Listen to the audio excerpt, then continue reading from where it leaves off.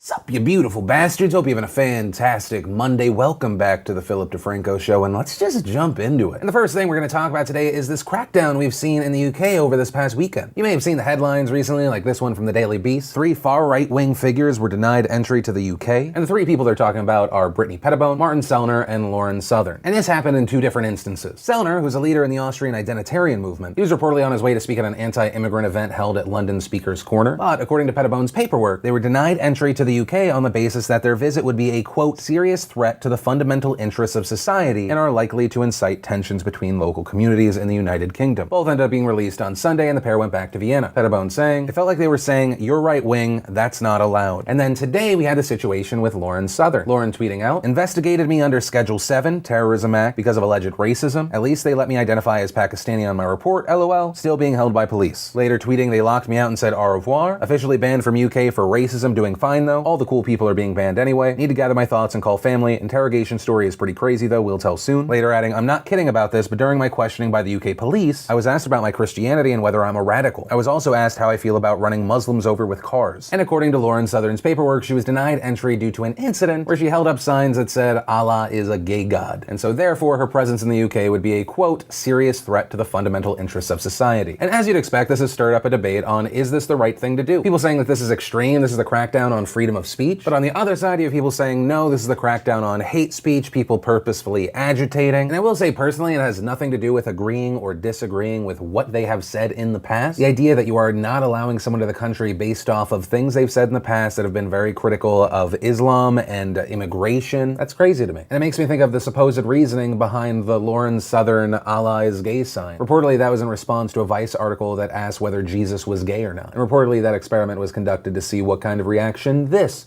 would get. And so if you flip the situation and it was someone trying to get into the UK who is very anti-Christianity, who maybe also goes around saying anyone that wants completely shut borders, they're a Nazi, would that person be barred entry? And also, should that person be barred entry? I think that whenever possible, when we're trying to think about a situation, we flip it just to see how we would react. But with that said, I want to pass the question off to you. What are your thoughts on this story? Good thing, bad thing, misplaced priorities for the UK, or no? Let me know in those comments down below.